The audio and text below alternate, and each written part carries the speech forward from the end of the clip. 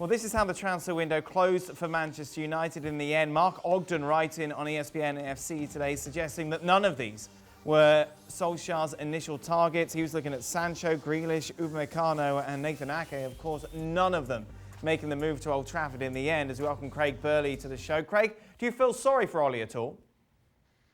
No, I don't feel sorry for any manager that's working at the top of the tree, but he's got to work with what he's got. It's just been another shambolic window from a club, one of the biggest clubs in the world, that's still trying to play catch-up. Now, there was those who saw United's run to the Champions League and thought they were the Champions League third place in the league and thought they were the best thing since sliced bread.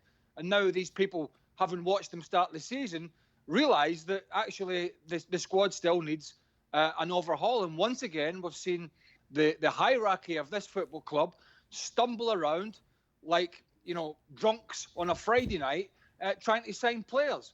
And quite frankly, it's just not good enough. But I watched a bit of the show yesterday, Dan, and you're quite right. Or was it the day before, in suggesting to Danny Higginbottom and one or two others, they still should be better than what we've been seeing on the field with the players they've got. I mean, they've been outplayed in every league game this season. I mean, Crystal Palace, outplayed, humiliated.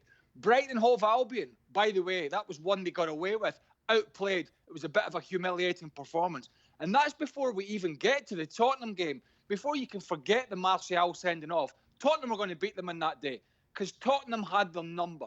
So they've been humiliated, really, in all three games. You would have thought that would have spurred Ed Woodward on to go and at least make some big signings. But no. No, it didn't, obviously. And you compare it to Manchester City down the road. Obviously, vulnerable defensively. They make a big signing. They make a big statement. Manchester United, once again, as you say, stumbling around, trying to get deals done late on. But this is the hand they're dealt with now. This is what they've got. And the question, as we discussed, obviously, when Danny was on, is whether or not Solskjaer now can get this team galvanised and playing well and competitive.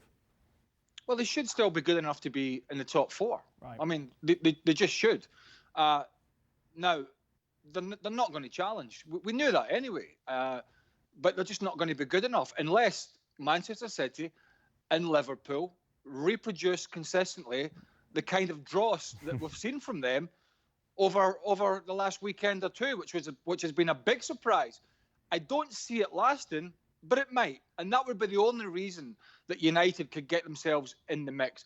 But they've got a problem in terms of the recruitment. They've got a problem in terms of the manager, who, by the way, sits on the side watching some sort of replays on iPad and does really nothing about it. I mean, the decision to play Paul Pogba and keep Paul Pogba on the field, by the way, when they were down to 10 men, but play him on the left-hand side in a position where one of the laziest players in your squad has going to have to track back more often than most because he's playing in the wide position, was just incredible. So here we have a playing squad that's disjointed at the moment.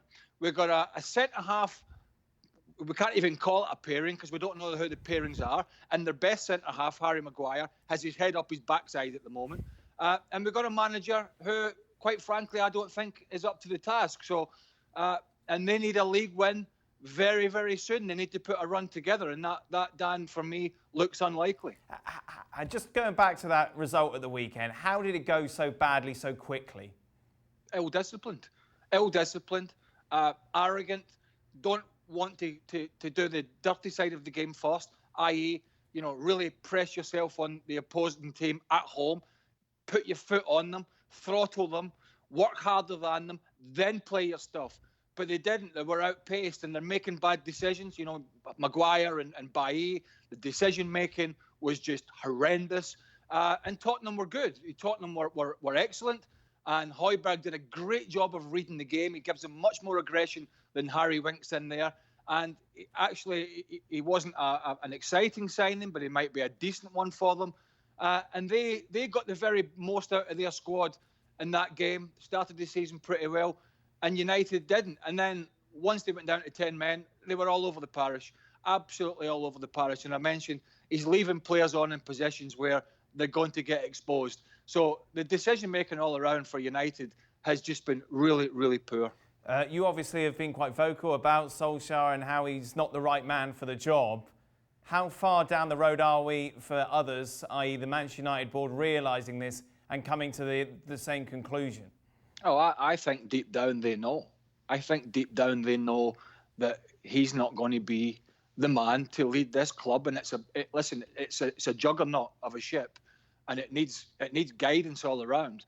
And I've nothing against Solskjaer. He seems I played against him. He's similar age to me. He seems a thoroughly honest, decent guy.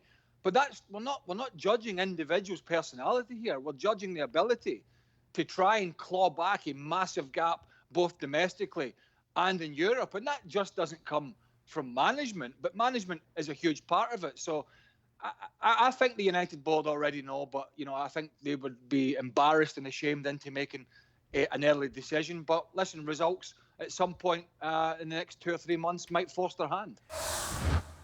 Well, thank you very much for watching ESPN on YouTube. For more sports highlights and analysis, be sure to download the ESPN app. And for live streaming, premium content, and let's not forget as well, ESPN FC 7 days a week. Subscribe to ESPN+.